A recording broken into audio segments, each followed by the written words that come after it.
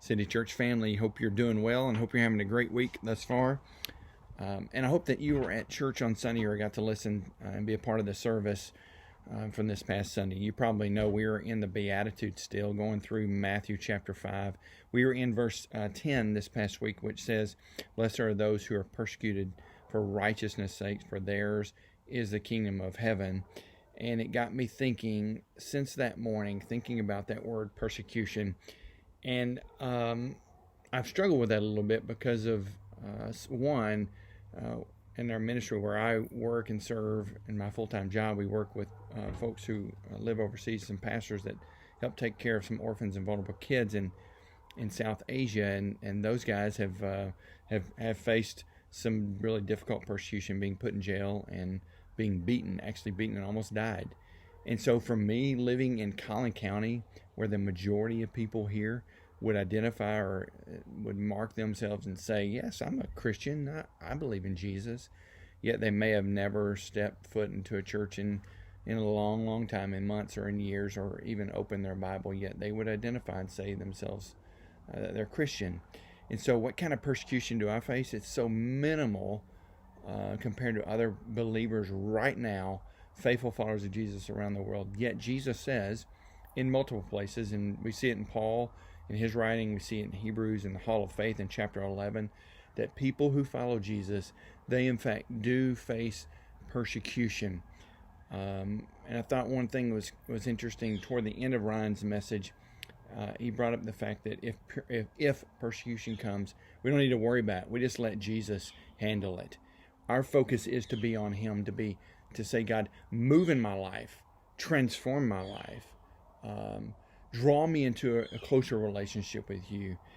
Help me to look like Jesus. That's what we're tasked with, is just, I want to know you, Jesus, and then for others to know you, and let that happen through my life. And so I'm not concerned about persecution. If persecution comes, and it's come before in my life, currently don't have a lot, maybe that's the case with you, but when those days do come, that's not even my focus. My focus is to be on my relationship with Jesus. We're going to get to that other part in chapter 5 in a few weeks, but about being salt and about being light, that we're the light of the world. And Ryan, at the very end of this message, again, brought up that song, This Little Light of Mine. We're going to hide it under a bushel. No, I'm going to let it shine. We're to let it shine. We're to let our lives and our relationship with Jesus just ooze out of us in all parts of our life. And we know this, that when we come to know Christ and we've been transformed by Him, we come to a real relationship with Him, we're walking with Him, then that relationship affects everything else in our lives. It affects every relationship we have, it affects our marriages, it affects our relationship, our parenting, it affects our relationship with our neighbors, with our co-workers, it affects every part of it affects our finances, it affects every single part of our life, because that relationship with Jesus is who we are as believers, right? It's that close connection to Him that influences everything. And then the fruit of the Spirit, as it says in Galatians chapter 5, of love, joy, peace, patience, kindness, goodness, thankfulness, gentleness, self-control. Ooh, it's a big one, self-control. All those things start to show themselves, and we see great evidence of His work in our lives, and all those things just showing up because we're walking with Jesus.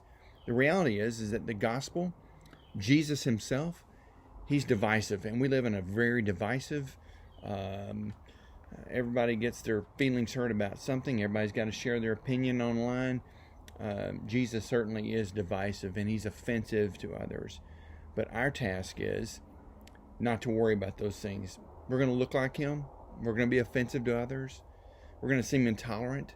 But we walk with Jesus with the mentality that, hey, mine is the kingdom of heaven.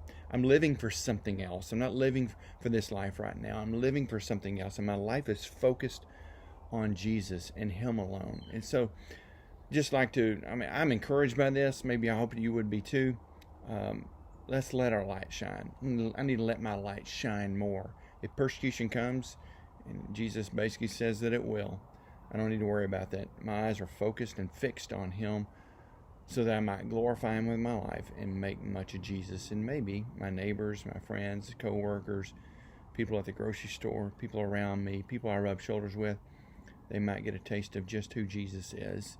And they might maybe come to know Him or walk closer, more closely in a relationship with Him. Hope you have a great week. Thanks so much. God bless, and we'll see you Sunday.